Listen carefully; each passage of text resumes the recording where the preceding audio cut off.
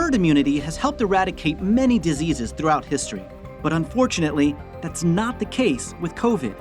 Here's how herd immunity works and why sometimes it doesn't.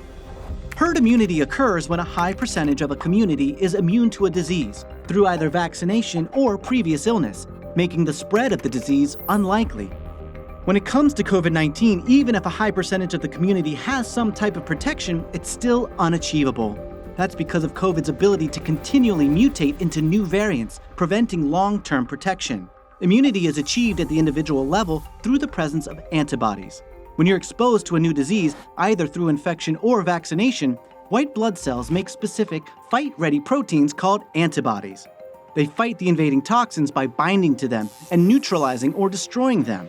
After that first exposure, your body makes memory cells. If you're exposed to a particular disease again, your body will recognize it and fight it off. Measles, polio, and chickenpox are all diseases which have achieved herd immunity in the US through vaccination.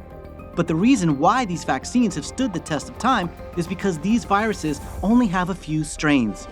Health officials began administering COVID vaccines at the end of 2020, but since then, scientists have discovered at least a dozen new variants. These new strains have been more transmissible and contain mutations that are thought to evade some pre-existing immunity from previous infection and vaccination from the original strain of SARS-CoV-2. Health experts say it's unlikely to achieve herd immunity with COVID-19, but it's still important to stay up to date with current vaccines and boosters to reduce the risk of severe illness, hospitalization, and death. Hey, thanks for watching. If you like this video, check out these other videos from USA Today to stay up to date with all the latest news.